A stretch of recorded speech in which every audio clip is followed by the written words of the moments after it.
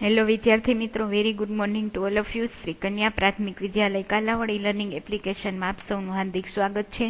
વિષય વિજ્ઞાન, ધોરણ 6, સેમેસ્ટર 2, ચેપ્ટર નંબર 10. ચેપ્ટરનું નામ છે ગતિ અને અંતરનું માપન.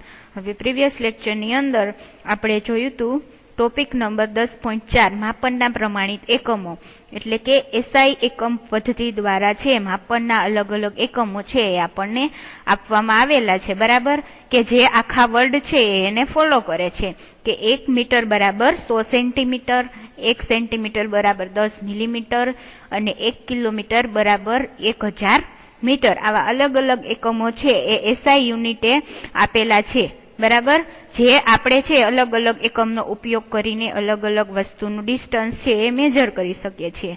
તો આજે આપણે જોશું નવો ટોપિક 10.5 લંબાઈનું સાચું માપન, બરાબર. આપણે આગળના લેક્ચરની અંદર માપનના એકમો જોયા, હવે લંબાઈનું સાચું માપન છે કેવી રીતે થાય એ આપણે આ પોઈન્ટની અંદર જોશું. તો આપણા દૈનિક જીવનમાં આપણે અનેક પ્રકારની એકમ માપન માત્રાઓનો ઉપયોગ કરીએ છીએ, બરાબર. હવે લંબાઈ માપવા માટે આપણે મીટર સ્કેલનો ઉપયોગ કરીએ છીએ. મીટર અથવા તો સેન્ટીમીટર અથવા તો મિલીમીટર અથવા તો કોઈ રસ્તાનું તમારે કોઈ બે સ્થળ વચ્ચે ડિસ્ટન્સ માપવું હોય, બરાબર, તો અંતર વધી જાય તો એ આપણે શેમાં મેજર કરીએ છીએ, તો કે કિલોમીટરમાં. અને નાનું અંતર હોય તો એ માપવા માટે આપણે શેનો ઉપયોગ કરીએ છીએ, તો કે મીટર સ્કેલનો, રાઈટ. હવે તમને બીજા ઘણા ઉદાહરણો આપેલા છે કે કઈ કઈ જગ્યાએ શેનો છે એ યુઝ થાય છે, બરાબર. તો કે દરજી છે એ માપપટ્ટીનો ઉપયોગ છે એ કરે છે, બરાબર. તમે એને કાપડ આપેલું હોય એમાંથી એક કોઈ પણ પ્રકારનો શર્ટ બનાવે અથવા તો કોઈ પણ વસ્તુ બનાવે તો સૌપ્રથમ શું કરશે, તો કે એ માપપટ્ટીનો ઉપયોગ કરીને માપ લેશે. હવે જ્યારે કપડાના વેપારીઓ મીટરપટ્ટીનો ઉપયોગ કરે છે, કોઈ પણ વસ્તુની લંબાઈ માપવા માટે યોગ્ય સાધનનો ઉપયોગ કરવો જોઈએ. આપણે આગળ પ્રવૃત્તિ કરી હતી એમાં આપણે વેતથી છે એ ટેબલની લંબાઈ માપેલી હતી. ત્યારબાદ નેક્સ્ટ પ્રવૃત્તિની અંદર તમે તમારા પગલાની લંબાઈ લઈને ક્લાસરૂમની લંબાઈ તથા પહોળાઈ છે એ મેજર કરેલી હતી. એવી રીતે કોઈ પણ વસ્તુની લંબાઈ માપવા માટે આપણે યોગ્ય સાધનનો છે એ ઉપયોગ કરવો જોઈએ. હવે તમે માપપટ્ટીનો ઉપયોગ કરીને વૃક્ષની જાડાઈ તથા તમારી છાતીનો ઘેરાવો માપી શકતા નથી, બરાબર. આવા માપોને માપવા માટે માપન પટ્ટી એટલે કે મેજરિંગ ટેપ વધુ સુવિધાજનક છે. હવે વૃક્ષ છે એની ઊંચાઈ તો કેટલી બધી હોય, બરાબર, એટલે આપણે માપપટ્ટીનો ઉપયોગ કરીને એની ઊંચાઈ છે એ માપી શકીએ નહીં. એના માટે આપણે શું જોઈએ, તો કે મેજરિંગ ટેપ છે એ વધુ સુવિધાજનક છે. હવે નાની વસ્તુઓ જેવી કે તમારી પેન્સિલનું માપ લેવા માટે તમે તમારા કંપાસ બોક્સમાં રહેલ 15 સેન્ટીમીટરની ફૂટપટ્ટીનો ઉપયોગ છે એ કરી શકો છો. હવે નાનું મેજરમેન્ટ લેવું હોય તો આપણે સ્કેલનો ઉપયોગ કરીને લઈ શકીએ, બરાબર. પરંતુ મોટી કોઈ વસ્તુ હોય એનું આપણે મેજરિંગ કરવું હોય તો આપણે શું કરીએ, તો કે મેજરિંગ ટેપનો ઉપયોગ કરીએ છીએ. હવે લંબાઈ માપતી વખતે આપણે નીચેની સાવધાની રાખવી છે એ અત્યંત જરૂરી છે. કોઈ પણ વસ્તુની લંબાઈ મેજર કરવી હોય, બરાબર, તો સૌપ્રથમ આપણે છે એ અમુક પ્રકારના જે સાવધાની છે એ રાખવી અત્યંત જરૂરી હોય, કારણ કે તો જ આપણને ફિક્સ જે લંબાઈ હોય અને સાચી લંબાઈ છે એ આપણને મળે છે. હવે તમને અહીંયા આકૃતિ આપેલી છે, બરાબર, 10.7 A અને B. એમાં તમને અલગ અલગ પ્રકારે કેવી રીતે માપ લેવાની સાચી રીતો છે એ બતાવવામાં આવેલી છે. તો કે આકૃતિ 10.7 દર્શાવ્યા મુજબ ફૂટપટ્ટીને વસ્તુના સંપર્કમાં તેની લંબાઈ અનુસાર રાખો.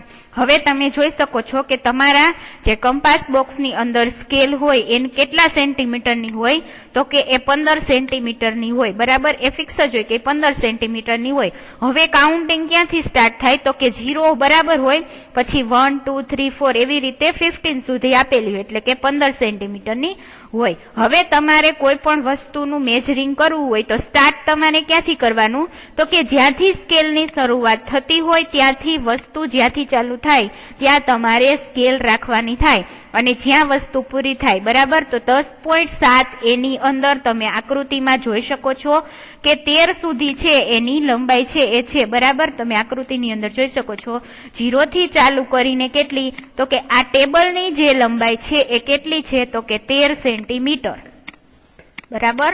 તો આ ફિક્સ માપન થઈ ગયું, એટલે આ માપ લેવાની સાચી પદ્ધતિ છે. બરાબર, જે તમે આકૃતિ 10.7 એની અંદર જોઈ શકો છો. હવે ઇન કેસ બીજા કેસમાં આપણે વિચારીએ કે કેટલીક ફૂટપટ્ટીના છેડા છે એ તૂટેલા હોઈ શકે છે, રાઈટ. એટલે કે 0 છે એ તૂટી ગયો હોય, ઈ સાઈડનો પોર્શન તૂટી ગયો હોય, 1 અથવા તો 1 ડિજિટ વાળો તૂટી ગયો હોય, તો 5 થી શરૂ થતું હોય. એવી રીતે ઘણી વખત છે એ સ્કેલ તૂટેલી હોય, તો કેવી રીતે માપન લેવાનું?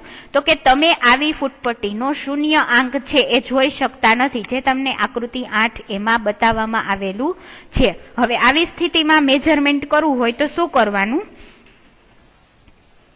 એ આપણે જોઈ લઈએ. સૌપ્રથમ 10.7 માં તમને એમાં બતાવવામાં આવેલું છે કે માપવામાં આવતી લંબાઈને અનુસરીને ફૂટપટ્ટી ગોઠવવાની છે. એ સાચી રીત છે, એ તમને એમાં છે એ બતાવવામાં આવેલી છે. એટલા માટે એનું માપન તમને કેટલું મળેલું છે તે આપણે જોયું કે 13 સેન્ટીમીટર. 0 થી શરૂ કરીને તમારે જ્યાં કાઉન્ટિંગ પૂરું થાય એ તમારે મેજર કરવાનું.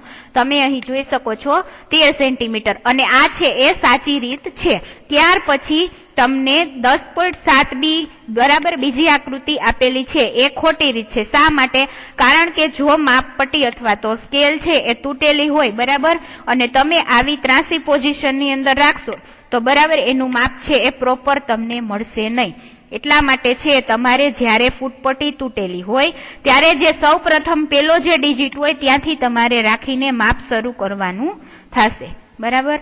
ત્યાર પછી નેક્સ્ટ જોઈએ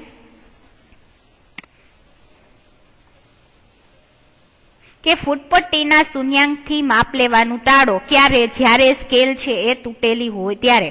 હવે તમે ફૂટપટ્ટીમાં બીજો કોઈ પૂર્ણાંક જેમ કે 1 સેન્ટીમીટર, બરાબર, એ તમને આકૃતિ 10.8b માં છે એ તમને બતાવવામાં આવેલું છે કે તમે 1 સેન્ટીમીટર થી ચાલુ કરો છો ત્યારે તમે બીજા છેડાના અવલોકનમાંથી પહેલા છેડાનું અવલોકન બાદ કરીને યોગ્ય લંબાઈ છે એ પ્રાપ્ત કરી શકો છો. ઉદાહરણ તરીકે આકૃતિ 10.8b માં એક છેડાનું અવલોકન છે એ 1 સેન્ટીમીટર છે, જ્યારે બીજા છેડાનું અવલોકન 14.3 સેન્ટીમીટર છે. આથી વસ્તુની લંબાઈ 14.3 - 1 કરીએ એટલે કેટલી મળશે ટોટલ? તો કે 13.3 એટલી થશે. હવે આપણે સમજી લઈએ આકૃતિ 10.8b. 10.8b ની અંદર તમે આકૃતિમાં જોઈ શકો છો કે જ્યારે મેજરિંગ શરૂ કરે છે ત્યારે પહેલા છેડાની લંબાઈ છે એ કેટલી છે? તો તમે જોઈ શકો છો કે આકૃતિમાં 0 થી આગળ સ્કેલ છે એ તૂટેલી છે, બરાબર. તો કે એ ચાલુ ક્યાંથી કરે છે? તો કે 1 થી. તો કે 1 સેન્ટીમીટર એની સ્ટાર્ટિંગ લંબાઈ ક્યાંથી ચાલુ કરે છે? 1 સેન્ટીમીટર.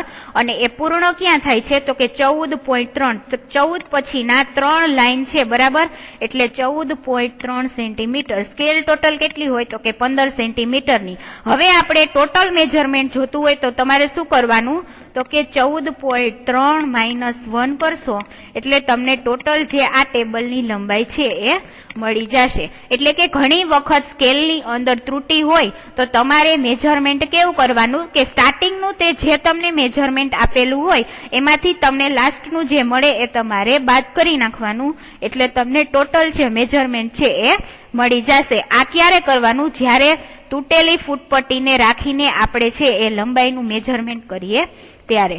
હવે ત્રીજો પોઈન્ટ છે કે માપ લેતી વખતે આંખની સાચી સ્થિતિ પણ જરૂરી છે, બરાબર. હવે આકૃતિ 10.9 માં દર્શાવ્યા મુજબ તમારી આંખ જે બિંદુનું માપ લેવાનું છે તેની બરાબર સામે હોવી જોઈએ.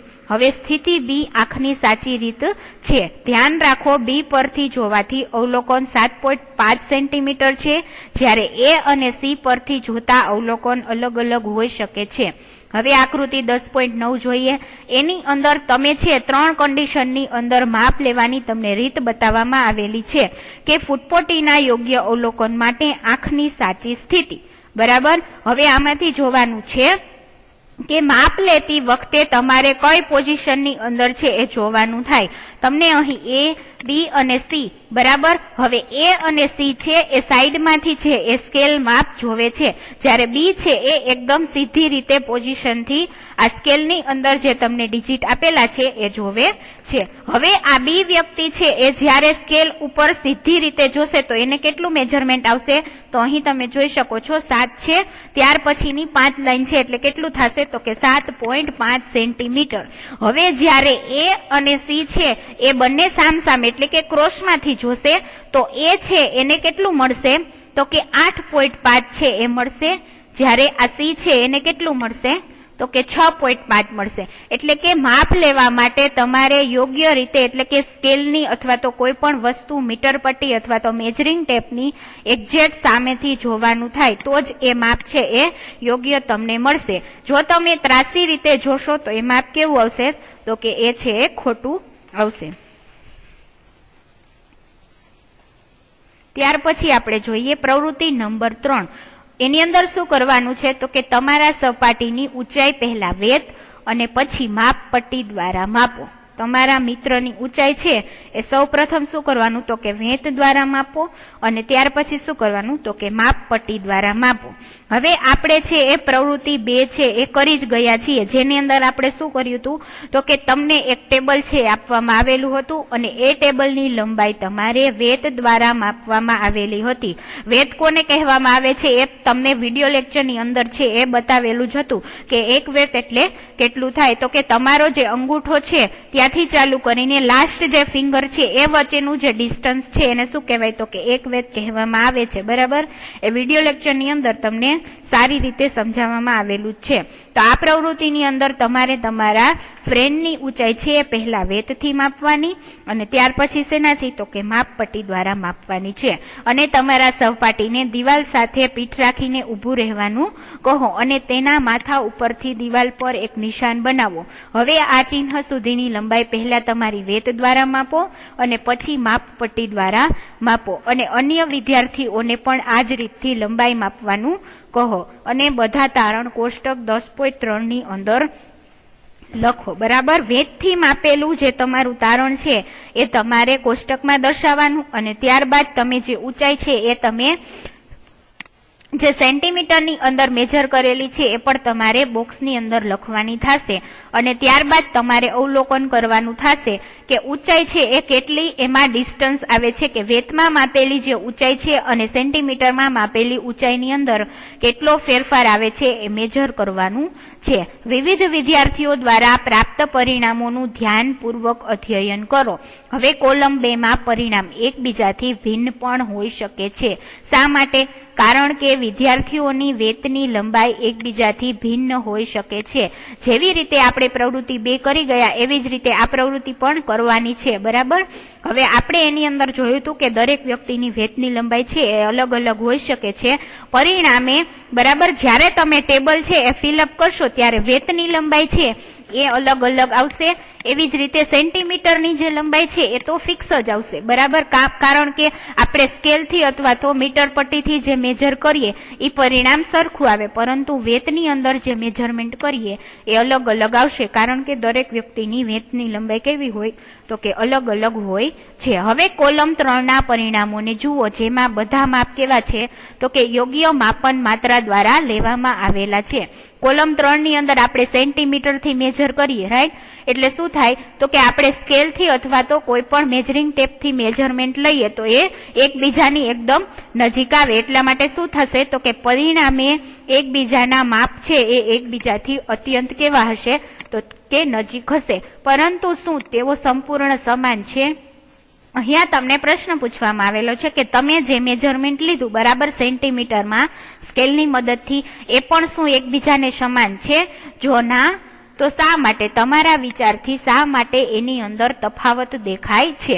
આખરે બધા જ એક જ સ્કેલનો ઉપયોગ કરી રહ્યા છો અને ભિન્ન ભિન્ન વેતોનો ઉપયોગ તો નથી કરી રહ્યા, તો આ માપ લેવાની નાની ત્રુટીઓ દ્વારા હોઈ શકે છે।